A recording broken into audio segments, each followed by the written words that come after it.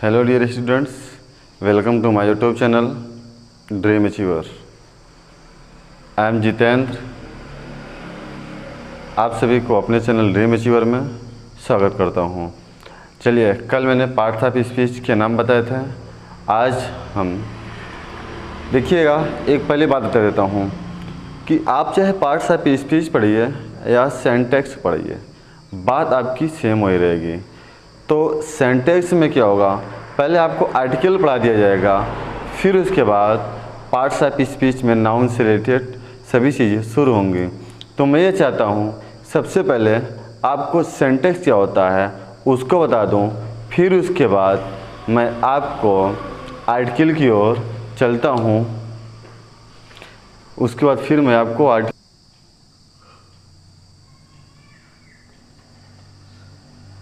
सेंटेक्स। पहले छात्रों, सेंटेक्स आपका क्या है? सेंटेक्स को हिंदी में पहले देखिएगा, सेंटेक्स है क्या चीज़। आज मैं क्लास 12 के ग्रामर चैप्टर का सेंटेक्स मैं लेकर चल रहा हूँ। आपको यहाँ पर सेंटेक्स पढ़ाएंगे। सेंटेक्स है क्या चीज़, यानी कि शब्दों को उचित और सही क्रम में रखना ही सेंटेक्स कहलाता है। शब्दों को उचित और सही क्रम में वाक्य में प्रयोग करना ही सेंटेंस कहलाता है। यानी the correct arrangement of a word in a sentence is called syntax. तो चलिए यहाँ पर इसके सबसे पहले डेफिनेशन देखना। सेंटेक्स की definition,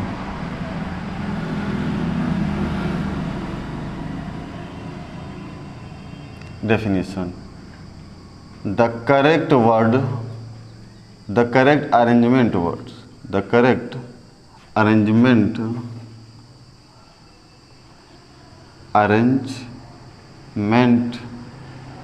of a word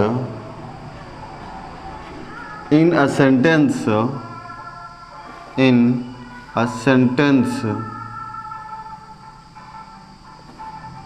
is called syntax.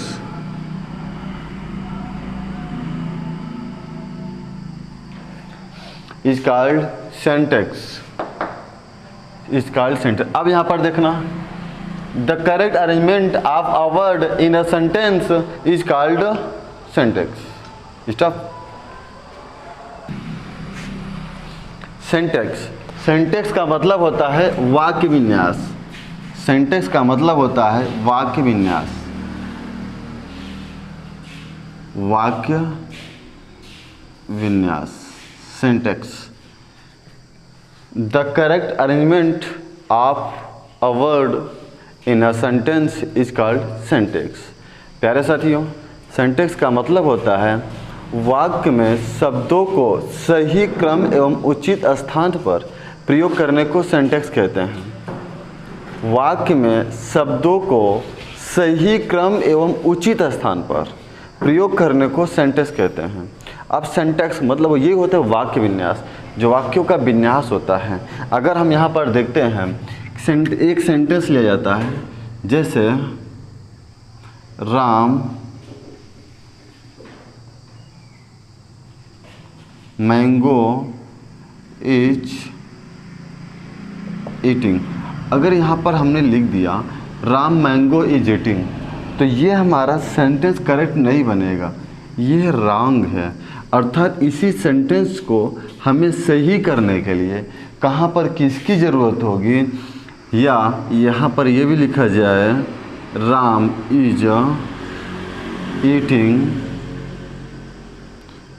Is eating N mango. अब यहाँ पर भी देखिए सेंटेंस दोनों गलत हैं। अब इनको सही क्रम में प्रयोग करना और उचित स्थान पे रखने के लिए हमें सेंटेंस पढ़ने की आवश्यकता होगी, जिसे वाक्य विन्यास कहते हैं। इंग्लिश में देख सकते हैं, the correct arrangement of a word in a sentence is called syntax. आप देख सकते हैं। तो अब यहाँ पर देखिएगा, सेंटेक्स में जो हमारा फर्स्ट पार्ट ग्रामर का वीडियो पढ़ा है, उसमें मैंने पार्ट फर्स्ट डाला है। उसमें सबसे पहले हमने पार्ट्स ऑफ स्पीच नाम दिया है। अब पार्ट्स ऑफ स्पीच इसमें भी चलेगा, तो यह मैंने सोचा कि आपको पहले सेंटेक्स पढ़ाऊँ, सेंटेक्स में पार्ट्स ऑफ स्पीच पूरा आ जाएगा। और उससे पहले आपको सेंटेक्स में सबसे पहले हम आर्टिकल पढ़ाएंगे, आर्टिकल ए एन द खत्म करेंगे। आर्टिकल ए एन द आपके लिए बहुत ही इम्पॉर्टेंट होता है। तो चलिए, सेंटेक्स आपका हो गया, ये रहा आपका सेंटेक्स, आप लिख सकते हैं। अब सेंटेक्स में सबसे पहले हम आर्टिकल का प्रयोग करेंगे।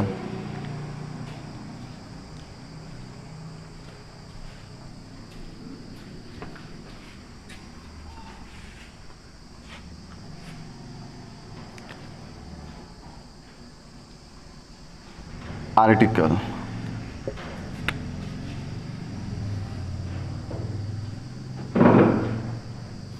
आर्टिकल प्यारे बच्चों, आर्टिकल को हिंदी में कहते हैं उपपद।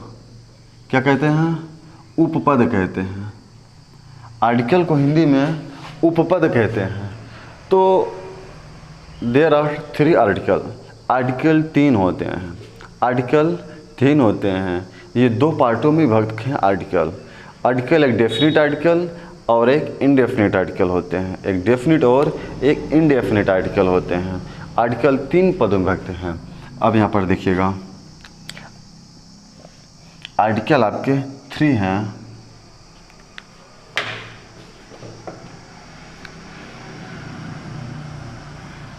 सबसे पहले देखते हैं, जो आर्टिकल 2 टाइप के होते हैं। एक होता है डेफिनिट आर्टिकल, एक डेफिनिट आर्टिकल, दूसरा indefinite article, indefinite article.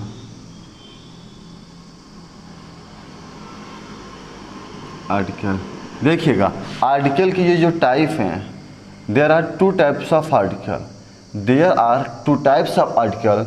Article के 2 टाइप हैं, एक डेफिनिट आर्टिकल, दूसरा इनडेफिनिट आर्टिकल, और टोटल आर्टिकल होते हैं 3। अब डेफिनिट आर्टिकल वो आपका डेफिनिट आर्टिकल द, ये द एक डेफिनिट आर्टिकल है। और यहाँ पर a and N, A N, ये दोनों इनडेफिनिट आर्टिकल हैं।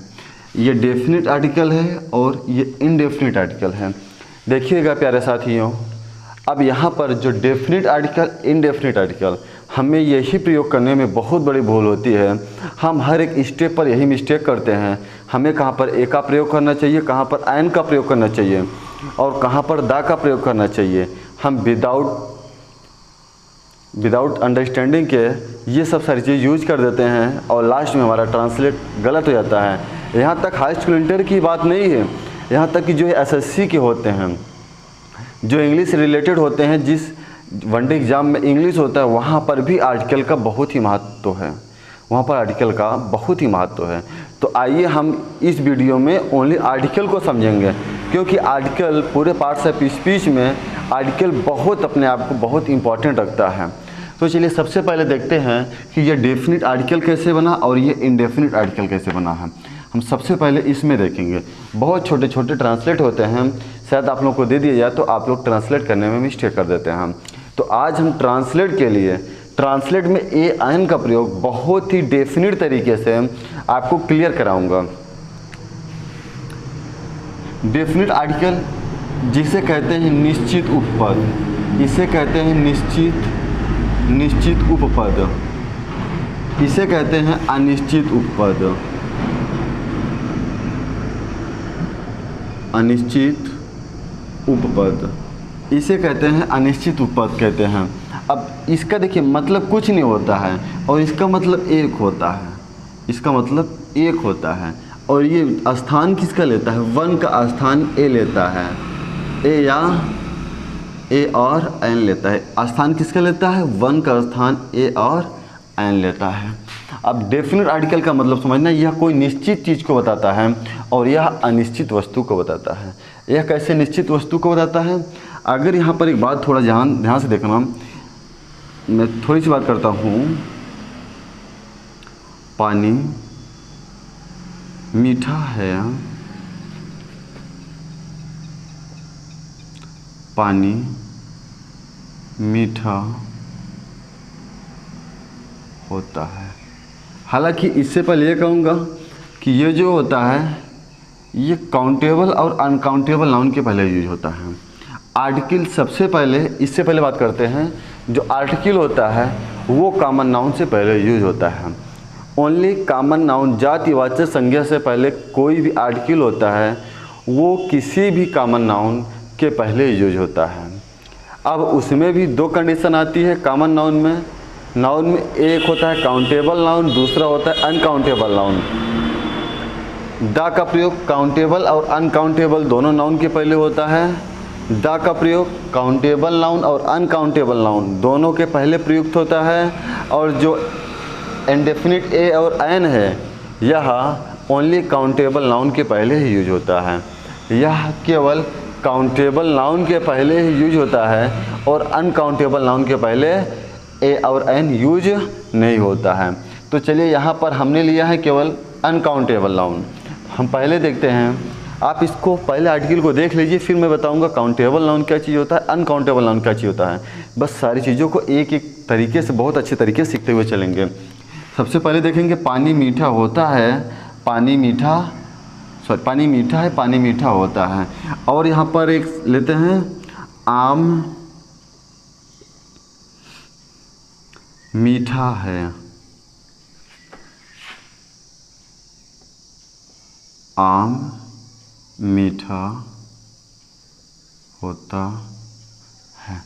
अब इन सब के सामने, इनके सामने तो ए एन का यूज नहीं होगा। पहले देखते हैं यहाँ पर कि यह कैसे निश्चित उपपद बताता है। हम सबसे पहले ये देखेंगे पानी मीठा है और पानी मीठा होता है। इससे इस सेंटेंस को आप ज़रा ध्यान से पढ़िएगा, पानी मीठा है। इससे यह पता चल रहा है कि आपके पास जो पानी है, आप गिलास में जो पानी लिए हैं वो पानी आपका मीठा समझ में आ रहा है। अब पानी मीठा होता है, जब आप इसको अच्छे से अंडरस्टैंडिंग करेंगे इसमें यह समझ में आ रहा है कि पानी मीठा होता है, अर्थात जो पानी प्रजाति है, जो पानी है वो हर पानी मीठा है। हर पानी मीठा है या पानी मीठा होता है यह निश्चित नहीं करता है। वो यही कहता है कि जितने भी पानी हैं यानी कि पानी मीठा होता है। पानी की सभी प्रजाति मीठी होती हैं। पानी मीठा है तो इससे यह पता चलता है कि पानी मीठा है। भैया भैया पानी पी लो, यह पानी क्या है आपके लिए, मीठा पानी है। कहते नहीं हो कि पानी मीठा पानी है या पानी मीठा है। तो यहाँ पर क्या होगा, पानी मीठा है, आप यहाँ पर लगा सकते हैं द वाटर इज स्वीट। अब इसमें पानी मीठा होता है, इसमें दा का प्रयोग नहीं होगा, ओनली होगा वाटर इज स्वीट। ठीक उसी प्रकार से ये भी होगा। चलिए काउंटेबल में हम और एक ले लेते हैं। काउंटेबल में क्या है, जैसे गाय सीधी है, गाय सीधी है। अगर कोई पूछता है भैया गाय, यह गाय कैसी, तो आप क्या बोलोगे, भैया गाय बिल्कुल सीधी है। ये तो आपकी निश्चित है क्योंकि वो आपके सामने कहीं लिखा जरूर नहीं है, फिर भी आपको कहीं ना कहीं यह रिप्रेजेंट कर रहा है कि गाय सीधी है, नहीं जो आपके सामने है वह गाय सीधी है। अब यहाँ पर अगर लिख देता हूँ गाय सीधी होती है, गाय सीधी होती है। अब होती है से यह पता चल रहा है कि जितनी भी गाय प्रजाति होती है वह सबकी सब सीधी होती है। ये तो अनिश्चित की बात हो गई, सब तो सीधी होती हैं या नहीं होती हैं, अर्थात सभी गाय सीधी नहीं होती है, तो अनिश्चित की बातें हो गई। लेकिन ये जो है गाय सीधी है यह निश्चित बता रहा है, सभी की बात नहीं कर रहा है या केवल ओनली वन की बात कर रहा है, या सभी गायों की बात करता है। वो कहता है सभी गाय की प्रजातियाँ सीधी होती हैं। तो इसका ट्रांसलेट जो बनेगा द काऊ इज जेंटल। अब यहाँ पढ़ देंगे, यही आपको मैं बताना चाहता हूँ। अब यहाँ पर दा का प्रयोग हो गया, गाय सीधी होती है, इसमें दा का प्रयोग नहीं होगा, इसमें होगा काऊ इज जेंटल, दा का प्रयोग नहीं होगा। आ काऊ इज जेंटल भी कर सकते हैं, काऊ इज जेंटल कर सकते हैं। अब यहाँ पर अब देखिए अगले आर्टिकल की ओर, ये रहा आपका निश्चित और ये रहा अनिश्चित। अब हम एक एक टॉपिक की ओर चलेंगे, कहाँ पर ए का प्रयोग होगा और कहाँ पर एन का प्रयोग होगा। और साथ ही साथ मैं बोलूँगा आप लोग नोट या स्टार डालकर एक एक नोट अच्छे तरीके से आप लोग लिखते चलिएगा, जहाँ ताकि आपको रिवीजन करने में या दोबारा तैयारी करने में कोई भी समस्या ना हो। एक बार अगर आप लोग नोट्स बना लेते हो तो आपके लिए पढ़ने में बहुत ही आसानी हो जाता है, रिवीजन करने में भी बहुत ही आसानी हो जाती है। तो चलिए हम कुछ अब आगे की ओर चलते हैं।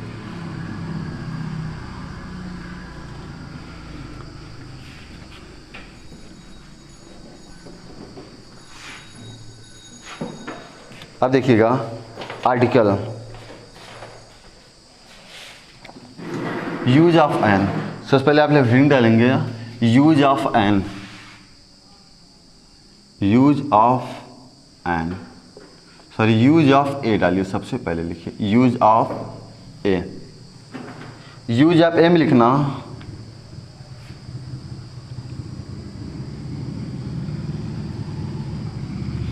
यूज ऑफ ए में लिखना, नोट करके लिखना। मैं बोल रहा हूँ, हालांकि लिख भी रहा हूँ, आप लोग लिखते चलिए।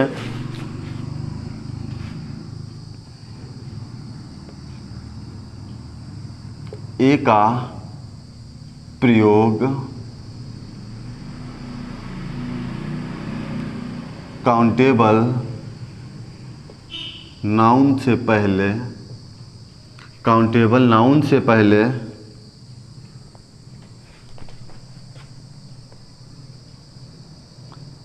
इंडेफिनिट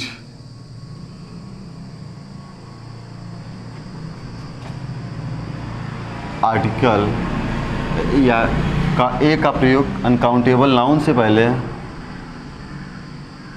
वन, यहाँ पर देखना वन मतलब एक होता है, एक का अर्थ ए से पहले, काउंटेबल नाउन से पहले। अब यहाँ पर से पहले ए, यहाँ लिख देता हूँ एक के अर्थ में प्रयुक्त होता है, प्रयुक्त होता है, इसके अर्थ में प्रयुक्त होता है। अब यहाँ पर देख लीजिए आप, जैसे a boy, a girl, a table, a table, एक लड़का, एक लड़की, एक मेज। ये क्या रहा आपका, ये काउंटेबल नाउन है जो कि आप गिन सकते हैं। तो एक लड़का, ये तो है ना। अब एक का अर्थ वन मतलब एक होता है, लेकिन यहाँ पर हमें किसी भी वस्तु से पहले वन का प्रयोग ना करके वन बराबर मैंने एक लिख दिया है, तो वन इक्वल टू ए, अर्थात ए का प्रयोग करना होगा। एक के अर्थ में आपको ए का प्रयोग करना होगा। चलिए एक दो हम ट्रांसलेट लेते हैं। जैसे मोहन एक छात्र है। अब आप यहाँ पर ट्रांसलेट करेंगे, मोहन इज आ स्टूडेंट। एक बात और यहाँ पर ध्यान रखना है, आपको कोई भी आर्टिकल होगा केवल नाउन में कॉमन नाउन से पहले प्रयोग करना है और किसी के पहले प्रयोग नहीं करना है, इस बात को ध्यान देना। अगर यहाँ पर ले लेता हूँ, मोहन एक ईमानदार है, मोहन एक ईमानदार है, आप लोग क्या लिखोगे, मोहन इज एन ऑनेस्ट। तो ये प्यारे छात्रों, यह वाक्य आपका गलत है, क्योंकि यहाँ पर एन का प्रयोग तो होगा, लेकिन यहाँ पर ये आपका क्या है, एडजेक्टिव है, ये एडजेक्टिव है। और एडजेक्टिव से पहले कोई भी आर्टिकल का प्रयोग नहीं होता है। एडजेक्टिव से पहले आपका आर्टिकल का प्रयोग तब होगा जब एडजेक्टिव के बाद कोई कॉमन नाउन होगा। जब एडजेक्टिव के बाद कॉमन नाउन होगा तब आपका आर्टिकल का प्रयोग होगा। इस बात को आप विशेष ध्यान देंगे। ये रॉन्ग है, यहाँ पर एक न तो हिंदी में रहेगा न तो एन इंग्लिश में रहेगा। अगर यहाँ पर एन लगाना है तो मोहन एक ईमानदार छात्र है। अब यहाँ पर आप छात्र के स्टूडेंट्स कर दीजिए। अब आपकी ये सेंटेंस सही हो गया। आपका ये सेंटेंस सही हो गया। ये रहा ए का प्रयोग। अब एन का प्रयोग देखना प्यारे छात्रों, यही सबसे इम्पॉर्टेंट होता है कि एन का प्रयोग और द का प्रयोग, यही पर आप विशेष ध्यान देंगे। एन का प्रयोग, हेडिंग डालना यूज ऑफ एन, हेडिंग में आप लोग डालेंगे use of an, use of N.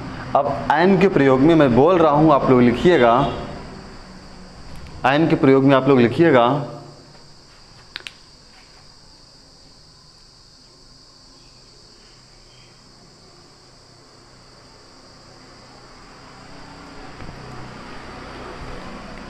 N के प्रयोग लिखिए यूज ऑफ एन, लिखिएगा काउंटेबल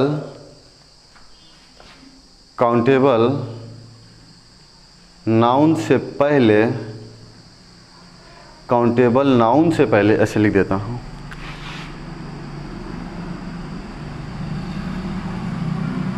काउंटेबल नाउन से पहले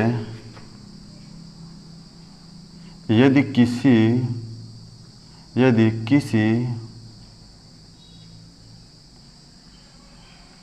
कॉमन नाउन शब्द का उच्चारण वावेल अर्थात व्यंजन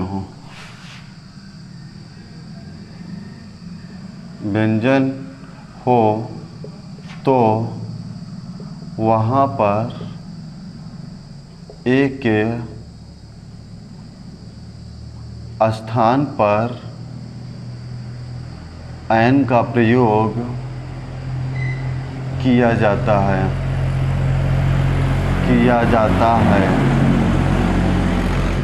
इस नोट को विशेष रूप से ज़रा ध्यान से देखना, लिखा क्या है, काउंटेबल नाउन से पहले काउंटेबल नाउन से पहले, या तो यहाँ पर आप इसको हटा भी सकते हैं, जो काउंटेबल नाउन है इसका कोई मायने नहीं रखता, ये आप हटा भी सकते हैं, इसका कोई मतलब नहीं है, हटा सकते हैं आप।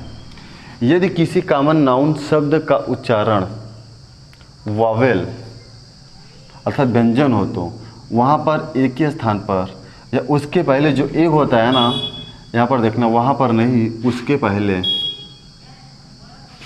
उसके पहले तो यहाँ पर लिख दे रहा हूँ, उसके पहले ए के स्थान पर एन का प्रयोग होगा, ए के स्थान पर एन का प्रयोग होगा। अब हम यहाँ पर कुछ एग्जाम्पल्स लेते हैं, उसे समझते हैं। इस बात को याद रखना, पहले मैं एक थोड़ा सा सारणी बना लेता हूँ, उसके बाद फिर बताता हूँ। जैसे देखिएगा,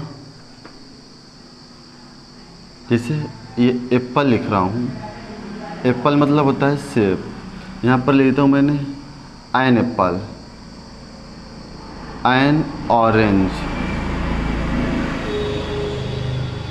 N onion, a European, a university,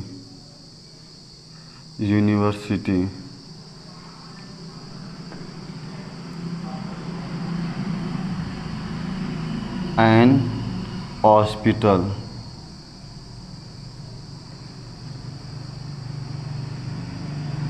N hotel, an honest man, an SDO, an a video,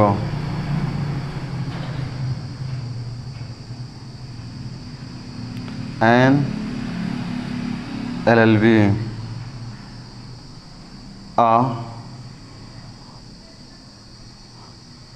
an historical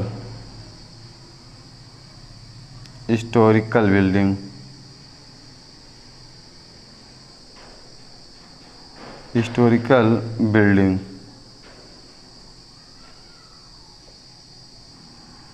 अब यहाँ पर देखना कहीं पर एन का प्रयोग, कहीं पर ए का प्रयोग हुआ है, तो सबका एक एक उच्चारण ध्यान से देखना। इसका मतलब होता है एप्पल, आपका ये व्यंजन है। ऑरेंज, पहला अक्षर क्या आया यहाँ पर देख रहे हैं, ऑरेंज आया। फिर ओनियन, यहाँ पर ओ आया। फिर यहाँ पर देखिए यूरोपियन, यहाँ पर यू आ रहा है। अब आप यहाँ पर यू देख रहे हैं, ये या जो है ये आपका व्यंजन है, यह स्वर आपका नहीं है। यूनिवर्सिटी, आप यूनिवर्सिटी ऐसे लिखते हैं, यूनिवर्सिटी। अब यूनिवर्सिटी में पहला अक्षर जो व्यंजन आ रहा है, अर्थात यहाँ पर एन का प्रयोग नहीं होगा। जो हॉस्पिटल है, हॉस्पिटल हॉस्पिटल लिखा जाता है, ये हॉस्पिटल है। ये होटल है, होटल नहीं, इसे शुद्ध होटल पढ़ते हैं, होटल। अब ये ऑनेस्ट मैन, ये क्या है, ऑनेस्ट मैन। यहाँ पर एन, यहाँ पर देखेंगे एस है, आपका एस ऐसे लिखा जाता है। जब ऐसे लिखा जाएगा तो ये आपका व्यंजन बनेगा। सॉरी, ये एस पहला अक्षर क्या है आपका, कान यानी वावेल है। जब वावेल है तो एन का प्रयोग होगा। जैसे an L L B, L आप लिखेंगे, यहाँ पर देखिए वीडियो, ये पहला अक्षर वाह है, इसीलिए यहाँ पर ए का प्रयोग हुआ है। अर्थात आप ये सब बातें को समझ रहे होंगे कि यहाँ पर ये चीज़ें है, इसीलिए यहाँ पर इसका प्रयोग हुआ है। चलिए अब इससे रिलेटेड हम कुछ ट्रांसलेट करते हैं, तब आपको यहाँ पर एन का प्रयोग अच्छे से कंफर्म हो जाएगा। जैसे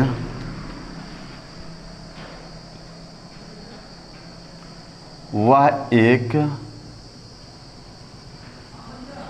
MBA है, वह एक MBA है। अब यहाँ पर क्या देखेंगे, ही इज, एन लगाएंगे, MBA। अब इसका यहाँ पर देखिएगा MBA है, एक MBA, आप M ऐसे लिखेंगे, M ऐसे लिखेंगे, ये तो क्या है आपका, ये स्वर है। अब जब यहाँ पर ये सॉरी यहाँ पर स्वर होना चाहिए, वावे, आपका ये क्या है, स्वर है। जब ये स्वर है तो ए अपने स्थान से, ए के स्थान पर क्या होगा, एन का प्रयोग होगा। आप यहाँ पर देख रहे स्वर हो तो उसके पहले ए के स्थान पर एन का प्रयोग हो जाता है।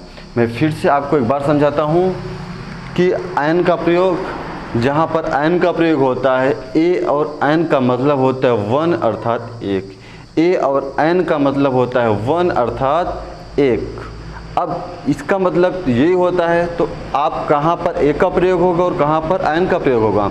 इस बात को एक बार मैं फिर से रिपीट कर रहा हूँ कि यदि किसी कॉमन नाउन शब्द का उच्चारण, यदि किसी कॉमन नाउन शब्द का उच्चारण वावेल अर्थात स्वर हो, जो प्रोनाउंसिएशन होता है, उच्चारण वावेल अर्थात स्वर हो, तब वहाँ पर उससे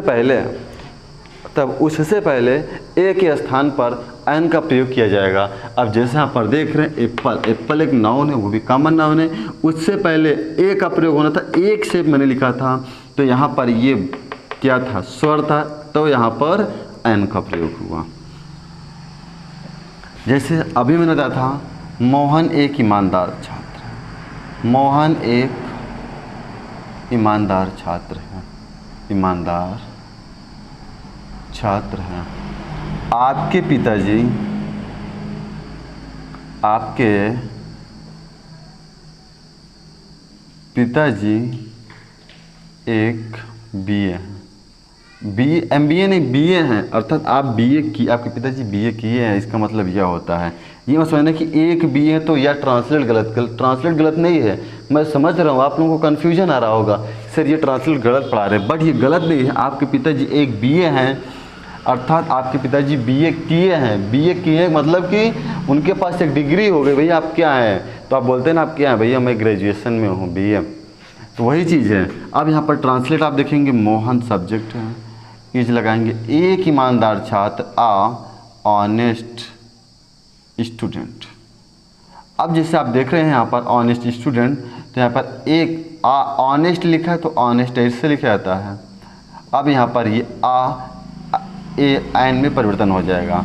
ठीक उसी प्रकार से योर फादर इज BA, अब यहाँ पर देखना BA क्यों लिखा, क्यों ABA लिखा गया, NBA क्यों नहीं हुआ? क्योंकि आप यहाँ पर देख रहे हैं बी बा में बड़ी ई की मात्रा लगी है, बी ऐसे लिखा था ना। अब यहाँ पर ये क्या है आपका व्यंजन है, अब बा व्यंजन है इसलिए यहाँ पर ए का ही प्रयोग हुआ। चलिए यहाँ पर हम 2-3 ट्रांसलेट और लेते हैं, तब उसको आपको और अच्छी तरीके से सिखाते हैं। चलिए थोड़ा इधर आते हैं ट्रांसलेट की ओर। अच्छा ये देखते हैं,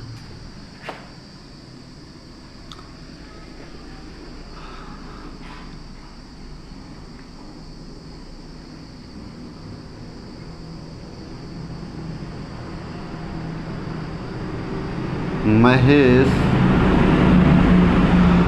एक MBBS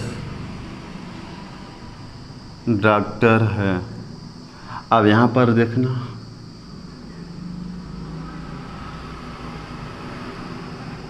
महेश है क्या एक MBBS डॉक्टर। अब यहाँ पर एन लगेगा, MBBS डॉक्टर। अब इस बात को देखना, यहाँ पर M लगा है। अब ये कॉमन नाउन है तो M का पहला अक्षर A आ रहा है, यानी कि A क्या है, ये आपको वावेल है। अब ये वावेल है तो इनसे पहले एन का प्रयोग तो होना ज़रूरी है ना। ए तो ए में ए तो आ तो लिखेंगे नहीं, एन लगाना पड़ेगा।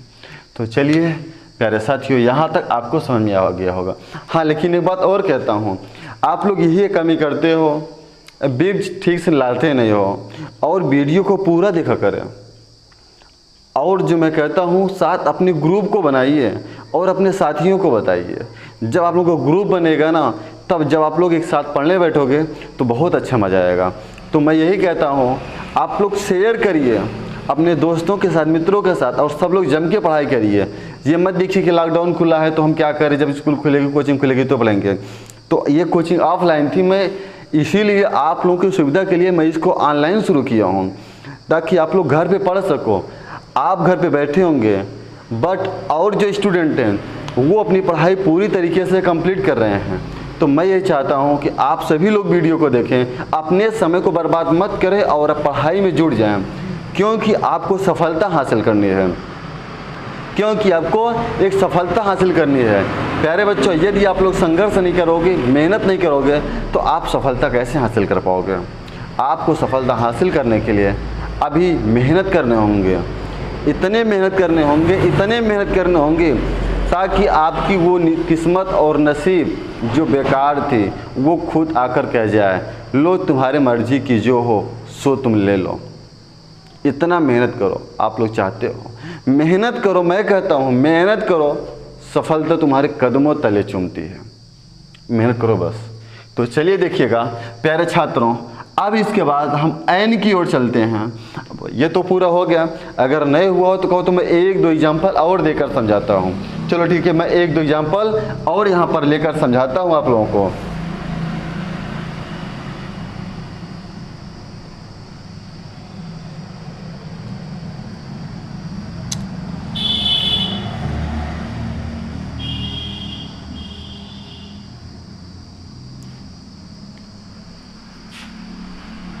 किधर लो एग्जाम्पल, किधर लो, इससे रफ कर दूं क्या? चलिए यहाँ पर देखिएगा, इतना रफ कर दे रहा हूँ आप लोगों को समझाने के लिए।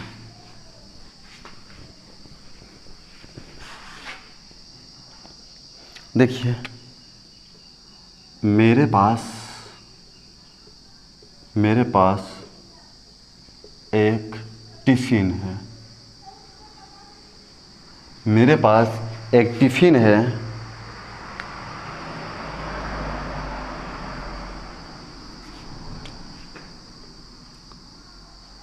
तुम्हारे पास लोगों का एक संघ है, सोचता ना यूनिटी, यूनियन। अब इसका ट्रांसलेट मेरे, आई का है I utensil, I have a utensil. अब यहाँ पर आप देखेंगे यूटेंसिल,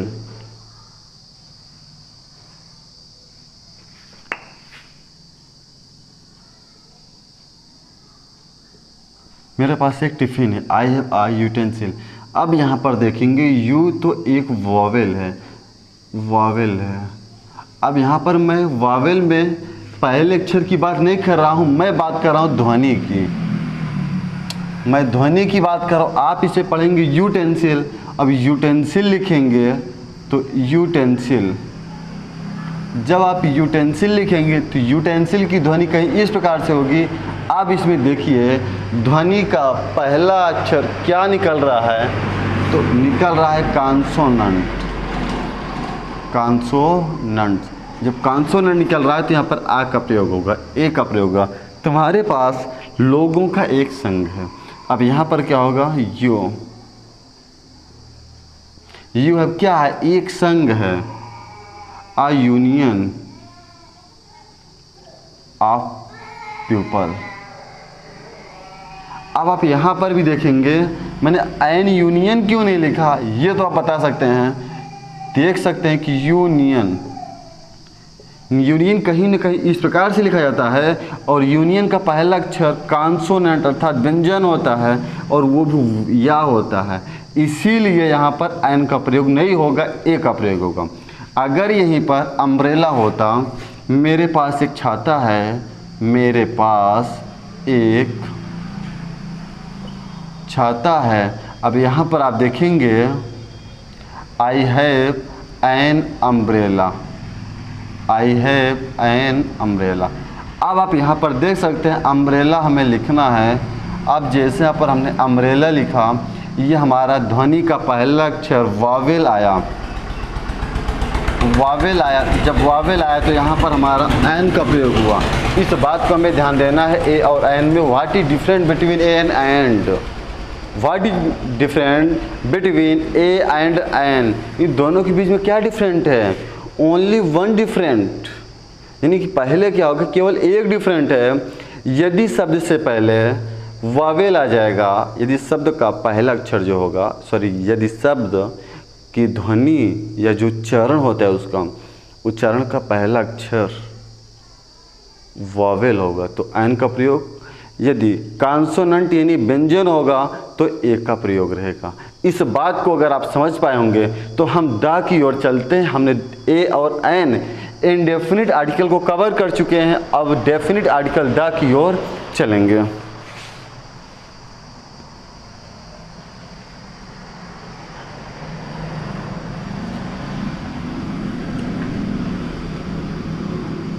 अब हेडिंग डालिए आप लोग the, use of the.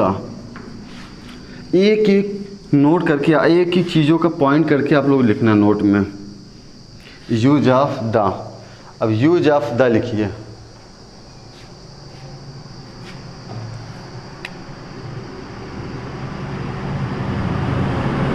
Use of the. देखिए द का मतलब होता कुछ नहीं है, the is a definite article, the is a definite article अर्थात द एक निश्चित उपपद है। That is used before countable common noun. यह सदैव यह कॉमन नाउन जातिवाचक संज्ञा से पहले काउंटेड रूप में और अनकाउंटेड रूप में, यानी कि काउंटेबल और अनकाउंटेबल दोनों में यह प्रयोग किया जाता है। आप इनको एक एक पॉइंट के रूप में लिखेंगे। सबसे पहले आप लोग लिख लिए होंगे द एक निश्चित उपपद है, इसका प्रयोग काउंटेबल और अनकाउंटेबल दोनों नाउन से पहले किया जाता है, बट वह कॉमन नाउन होना चाहिए, यानी कि द का प्रयोग कॉमन नाउन से पहले प्रयोग किया जाता हो, चाहे काउंटेबल हो और चाहे अनकाउंटेबल नाउन हो।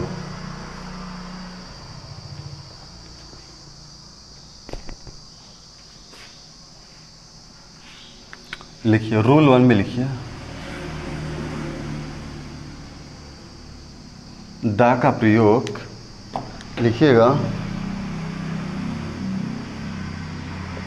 द का प्रयोग उस समय होता है जब हम किसी, द का प्रयोग उस समय होता है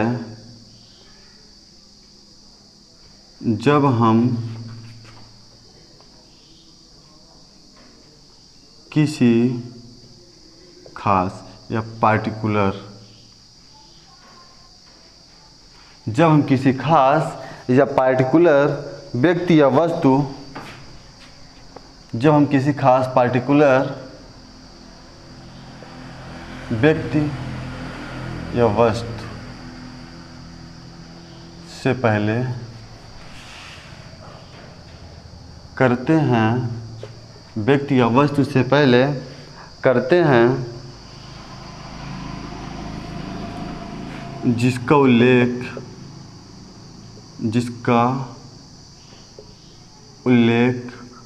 पहले किया जा चुका हो, पहले किया जा चुका हो, या हम उससे परिचित हों, या हम उससे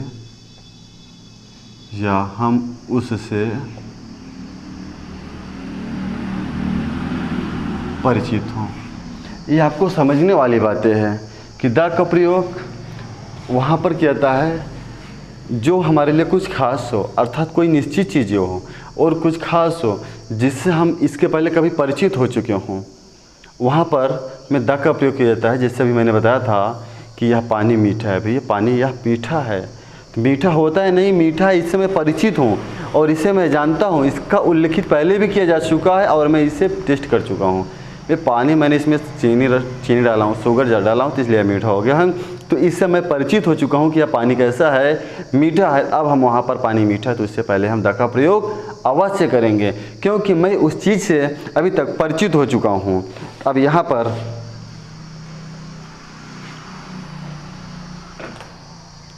जैसे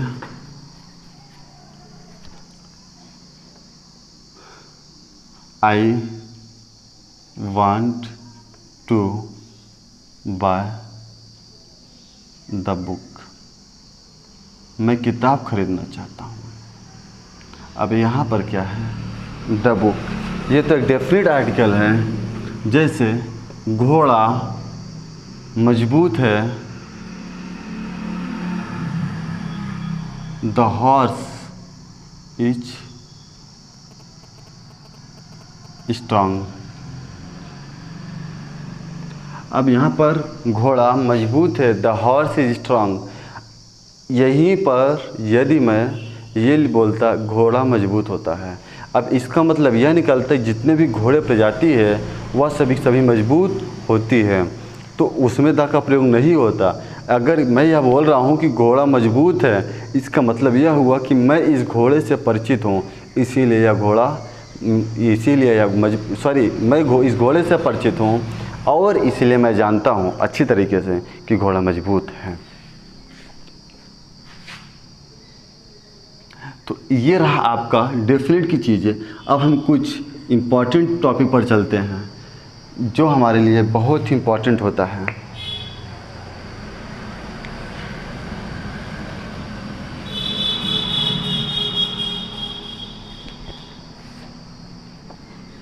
एक और देखते हैं, जैसे the cow is useful animal. अब यहाँ पर ए लेता हूँ, the cow is a useful animal. अब यहाँ पर हम ये देखेंगे, ये गाय है, गाय मैं अच्छी तरीके से जान रहा हूँ, परिचित हूँ, गाय एक उपयोगी जानवर है। ये क्या है, गाय के लिए मैं पहले से परिचित हूँ, इसीलिए गाय क्या है, एक डेफिनिट है। अब इनको मैं जानता हूँ, इसीलिए यहाँ पर मैंने द का प्रयोग किया, इसीलिए यहाँ पर मैंने द का प्रयोग किया। अब चलिए हम कुछ नेक्स्ट आगे रूल की ओर चलते हैं। अब उसके बाद देखिए, अब कुछ बात ये भी होती है, क्या सर द सिंगुलर नंबर के साथ यूज होता है या प्लूरल के साथ? द सदैव एक वचन और बहुवचन दोनों के साथ प्रयोग किया जाता है। जो द होता है एक वचन और बहुवचन दोनों के साथ प्रयोग किया जाता है। इसमें कोई यह निश्चित बातें नहीं है कि द केवल सिंगुलर के साथ प्रयोग किया जाता है या द केवल प्लूरल के साथ प्रयोग किया जाता है, ऐसी कोई बात नहीं है। आप सिंगुलर के साथ भी प्रयोग कर सकते हैं और प्लूरल के साथ भी प्रयोग कर सकते हैं। अब आप कुछ नोट डालिए, नोट में लिखना, जैसे मैं अब बताऊंगा कि कुछ माउंटेन से पहले कुछ आदमियों के पहले द का प्रयोग होता है, कुछ देशों के पहले द का प्रयोग होता है, कुछ ऐसे चीज़ें हैं जो प्रॉपर में हैं उनसे पहले भी द का प्रयोग होता है। तो आप चलिए नोट्स में डालकर नोट में लिखिए, और मैं भी लिख भी रहा हूँ और आपके साथ साथ में बोल भी रहा हूँ। आप जरा ध्यान से पहले नोट डालिए और नोट में लिखिएगा। आप नोट 1 में लिखिए द का प्रयोग, लिखिए नोट 1 में लिखना द का प्रयोग, द का प्रयोग, द का प्रयोग पर्वत श्रेणियों, द का प्रयोग पर्वत श्रेणियों, नदी, नहर, सागर, महासागर, खाड़ी, रेगिस्तान, द्वीप समूह आदि इमारतों से पहले प्रयोग किया जाता है। द का प्रयोग पर्वत श्रेणियों, पर्वत श्रेणियों, नदी, नहर, सागर, महासागर, द्वीप समूह, द्वीप समूह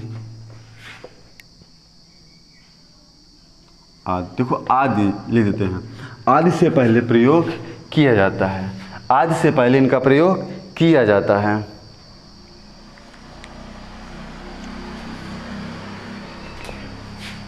अब आप यहाँ पर देख सकते हैं पर्वत श्रेणियों, जैसे आपका हुआ द माउंटेन।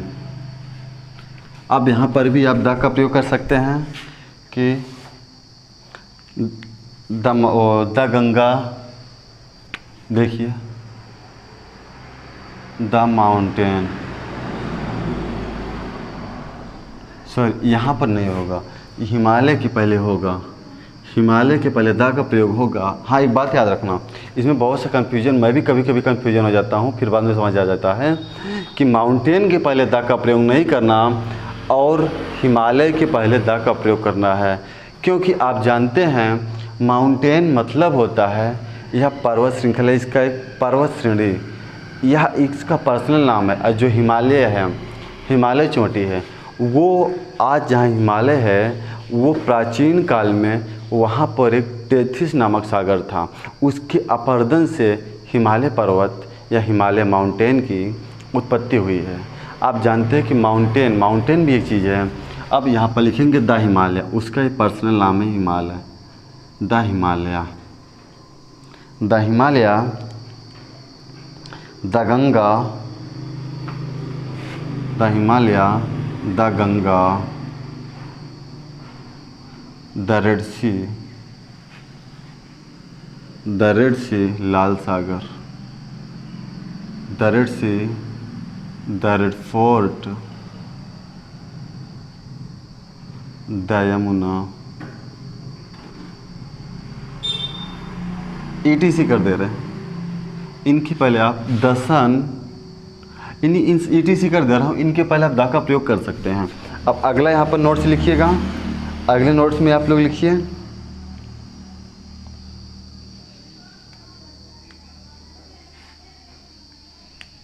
नोट, अगला लिखिएगा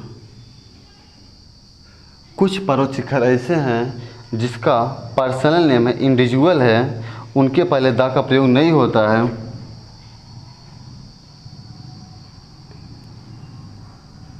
कुछ पर्वत शिखर, कुछ पर्वत शिखरों, शिखरों, यहाँ पर देखो क्वेश्चन देखना है इंडिविजुअल, इंडिविजुअल, इसका मतलब समझते हैं आप लोग, इंडिविजुअल का मतलब होता है पर्सनल।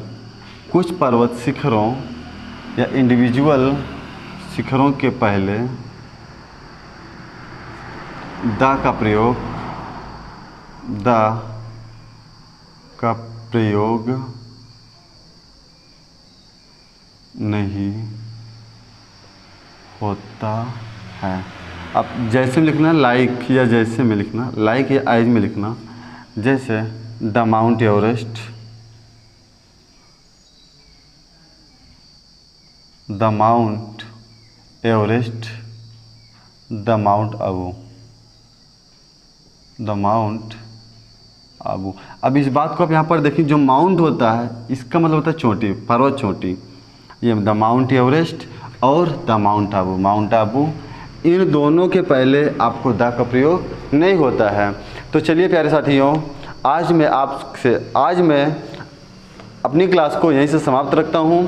तो मेरी एक रिक्वेस्ट है, आप लोग लास्ट में वीडियो को देखने के बाद लाइक और साथ में कमेंट भी किया करो। जितने लोग देखते हैं आप कमेंट करके बताया करो, हाँ सर क्लास ठीक है या समझ में आ रहा है या नहीं आ रहा है, और आपको किस विषय की ज़रूरत है वो आप मुझे बता सकते हैं।